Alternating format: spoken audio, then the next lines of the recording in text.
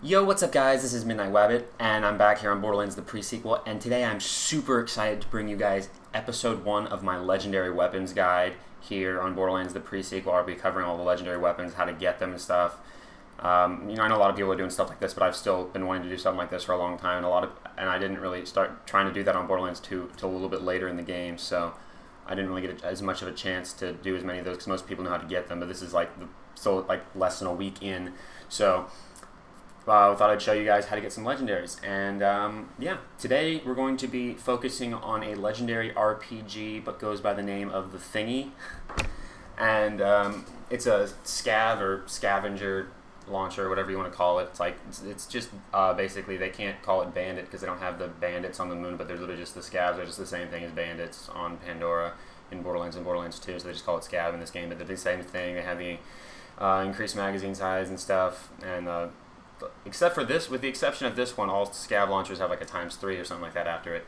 To get this thing, you're going to want to go to Serenity's Waste, and this is the spawn location here.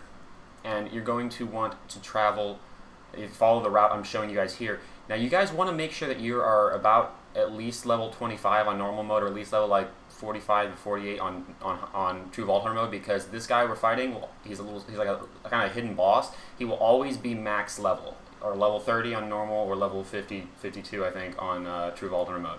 He's a giant, like a massive corrosive Kragon. His name is Iwahira or whatever, something like that. He crawls out of the lava pit there, you can see. And his critical hit spot is his open mouth, only when his mouth is open. Now you got to be careful because, well, first of all, that beam attack is his only really strong attack. I mean, the tail thing can definitely down you if you have low health, but you got like, either you definitely want to find, like, ideally an alkaline shield would probably be the best because of the corrosive attacks. That corrosive lob spitball attack is not really that strong, but the laser beam thing is pretty strong. Like that spitball attack is not very strong.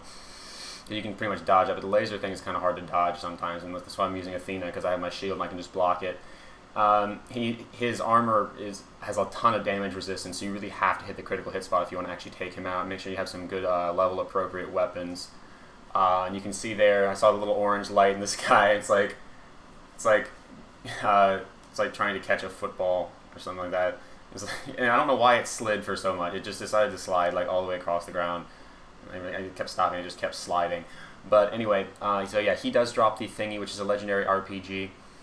Now, the one I have is corrosive, and it's the only one I've ever seen, so I don't know if it's always corrosive or not. I'm going to go out on a limb here. I'm going to say it's always corrosive because he is corrosive or something like that. And I guess it has something to do with him being corrosive and stuff like that. It kind of looks like the color scheme has something to do with it being corrosive. So I'm going to go out on a limb here and say it's always corrosive, but don't quote me on that if you guys get a different elemental version or something like that. I'm not entirely positive. And there you can see it says consumes 3 ammo per shot, and it says somebody ain't what they appear to be. And that actually, I can explain to you guys what that means in a minute. You can see mine has a big ass knife on it because every single gun I ever get always has a big ass knife on it, which actually for Athena is pretty good because she's a pretty strong melee build. So I'm going to show you guys a little bit of gameplay of this launcher now and show you guys what makes it so special. And I was a little confused at first because it's like the same shape and everything, the same parts as the Bada Boom from Borderlands 2, but it's just a different color scheme and everything, obviously, and it's always corrosive. It has different projectile behavior, though. It only fires one projectile instead of the ×6 like the Bada Boom or the ×3 like all other bandit or scav launchers. I was a little bit confused why it was like ×1 and it was considered a legendary, and until I tested it out. So what it does, you can see it fires one projectile, and you can't really see very clearly there, but you see it does kill that guy. Once the initial projectile explodes, it launches 3 separate little homing grenades that are corrosive, and you can kind of see them like flying around there. You can get like a little bit of a better perspective on that a little bit later on in the gameplay. But just so you guys know, this is on normal mode because the gun that I got was level 27, and all of these guys are level 25 to 27. So this is about, I think it'll probably be a little bit less effective. It probably won't always be a one-hit kill to a shielded enemy, I guess shielded flesh enemy on True Vault Hunter mode, but if you have like a level appropriate version, like this is about how effective it would be against a non-shield enemy. This is about how effective it would be if you had a level 50 version against level 50 enemies. Like you can see, the shield enemies don't always die in one hit, but this is about how effective it would be against level 50 enemies if you had a level 50 max level version of this, or level 30 against level 30. And it's basically it's level appropriate is my point. That's why it shows these guys specifically, because they're about like level 25, 26, 27 in the normal mode storyline, which is why I figured it would work, because this gun is level 27.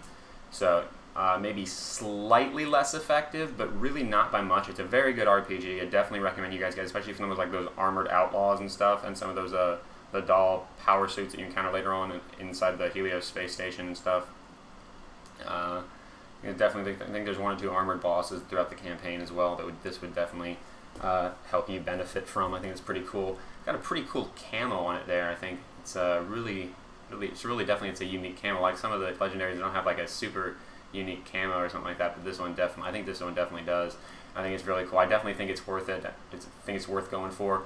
In addition, you kill Iwahara, or whatever his name is, I can never pronounce it right, but you get a ton of moonstone, like between 20 and 35 for every kill. So you get a ton of moonstone, and the moonstone is used for a lot of things in this game, and I'll be showing you guys that either a little bit later today. I actually have a video showing you guys one of the cool things you can do with moonstone. It's not everything, but one of the cool things you can do with moonstone is it helps you to get those rare Loonshine weapons with those special abilities. There's only a couple ways you can get those, but they all involve moonstone. So I'll be showing you guys that a little bit either later today or sometime a little bit later this week. But anyway, hopefully you guys did enjoy this video. If you did, please be sure to leave a like and a comment down below. It makes me want to keep doing this kind of stuff for you guys. I'm super excited for this Legendary Weapon series. It's probably my favorite series that I'm going to be doing.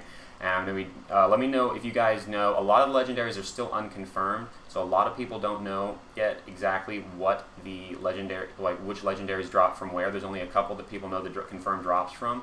So I actually think I found one that was previously unconfirmed, actually, although I think it may be confirmed now. I found that on Friday or Saturday, so I think with my friend. So I think it may be confirmed, but I'm still going to be uploading that either tomorrow or Wednesday, which will be episode 2 of my Legendary Weapons Guide. It's actually a legendary shield, so stay tuned for that. Yeah.